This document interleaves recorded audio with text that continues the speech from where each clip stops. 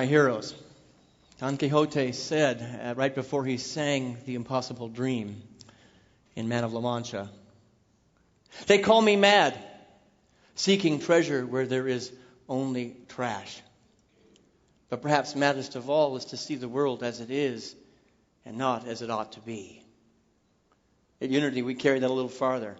Perhaps it is maddest of all to see the world as it appears and not as it truly is at a spiritual place, at a spiritual level. Perhaps maddest of all is to see the human condition in the prayers and the names that are contained here in this basket, and to not behold the light that is underneath it, the truth that is underneath it, the God, the source, the essence that is the real truth beyond the illusion of the human experience. Last week we began a 3-part series, and we asked the question and hopefully answered it, why am I here? And we began to peel layers back, layers upon layers, and realizing that we are not what we do, we are not what we have. But as the Master Teacher taught us, we are the very sacred temple of God. We are the light of the world, meant to shine. We are the salt of the earth, meant to bring flavor. And that we are the vessel, the very vehicle by which God has life. The very vehicle by which God has expression. God longs for expression and comes into being through us. That is who we truly are. Today, we're going to ask the second part of our questions. Why am I here? If that's true, if I am the light of the world, why am I here? Well, my very broad paintbrush, this is an affirmation I've said, is I am here to shine my light so brightly that others in this world may know that that same light exists in them. Now, that's a pretty broad paintbrush. But as we discovered last week, the specifics of how that shows up is going to be very different for each and every one of you. And again, we understand that we are worthy, we are magnificent, we are whole, we are an expression of God beyond how we do it. Ours is just to do it. Now, I am going to get a little bit specific with you today. And I'm going to give you 4 different answers of why, what it is we are here to do. Why am I here? And the question is, why am I here in this incarnation at this time in history? Why am I here on this planet? Why am I in the state of Georgia? Why am I in Marietta? And to a greater degree, why am I here at Unity North Atlanta Church? And let me tell you, your board of directors has been asking that question. Your staff has been asking that question. And we are going into a fall that's going to set the world on fire in a good way. And you are all going to be asked the same question. Why am I here? Well, first of all, take a moment. It's no accident that this room was set up differently today. I want you to take a moment and answer the question by simply looking around the room. Why are you here? Here's your answer. Here's your answer. You're not alone. You're never alone. You are in a community. You are in a family. You are in a state of oneness every time you come together. That's the foundation to everything I'm going to say for the next few moments. This is why you are here. Now let me give you 4 specifics about that.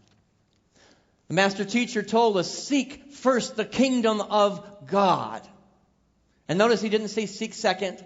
He didn't say seek after everything else has failed in your life or after you've come to the end of your rope as a human being. Seek first the kingdom of God.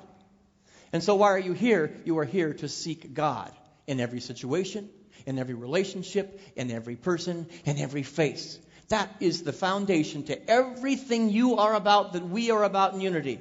No matter how dark, no matter how light, no matter how wonderful or how difficult life may be at any given moment, your job as a spiritual student, a spiritual seeker, is to see the presence of God everywhere you look. Everywhere you look. When you put a card in here, you have one job.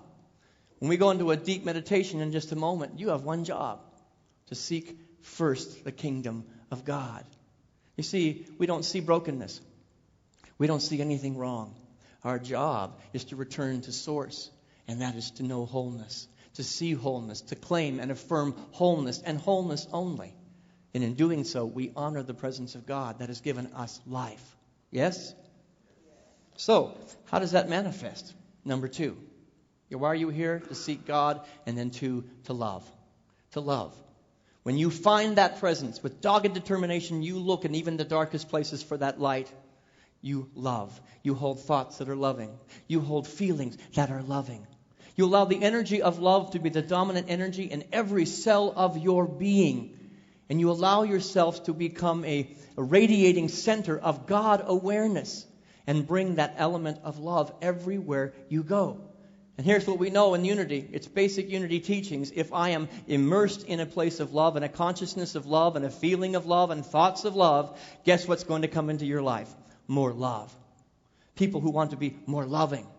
And then where two or more are gathered in the idea of loving, what happens? The world is a more loving place. That's why you are here.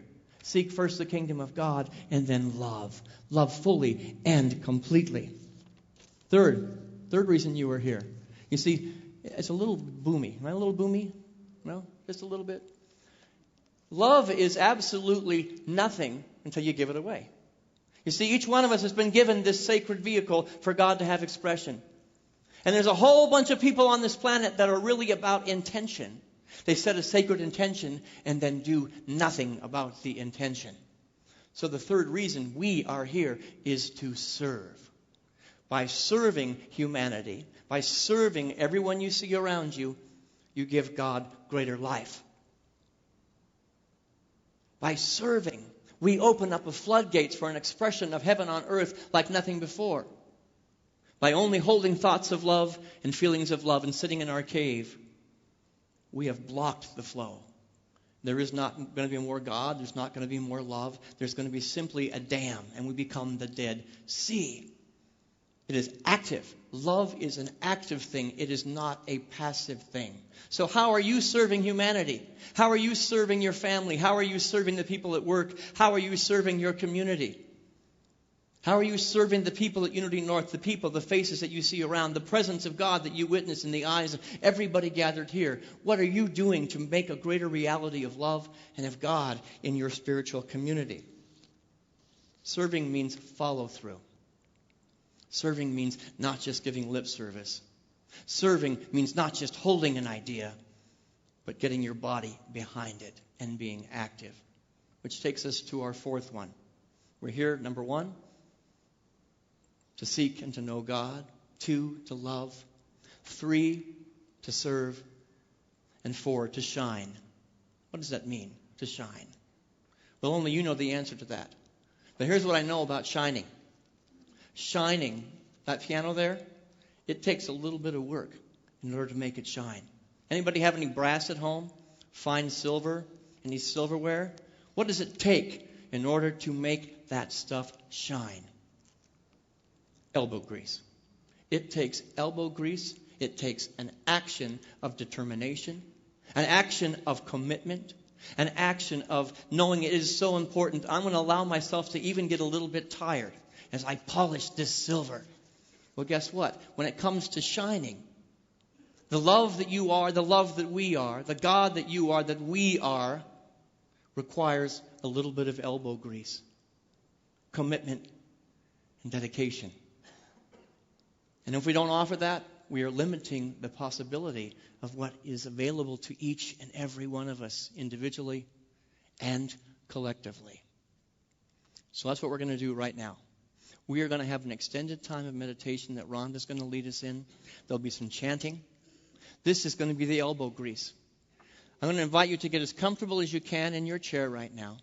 And as the lights come down a little bit, I'm going to invite you to get as comfortable as you can in your skin. This is where rubber meets the road in spirituality.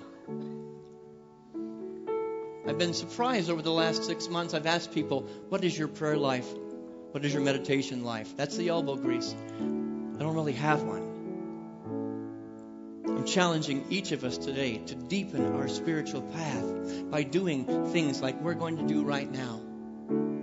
And I challenge you to hold every person, every name, every idea contained within that basket and to shine. To simply shine the truth that God is everywhere present. God is right where they are. God is right where you are. And to hold a sacred intention that you are here to love, to serve, and to remember. The words to this chant are, why have we come to earth? Do you remember? Why have we taken birth? Why have we come?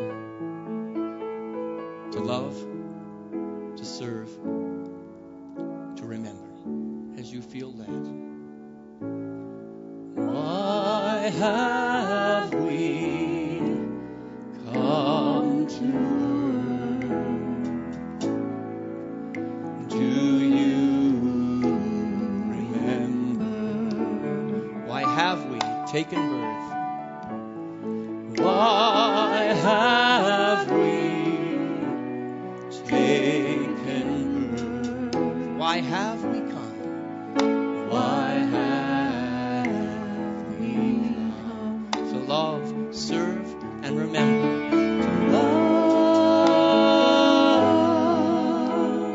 serve, and remember. To love, serve, and remember. Why have we come to earth? Why have we come to earth? Please join us. Do you remember? Do you remember? Why have we taken birth?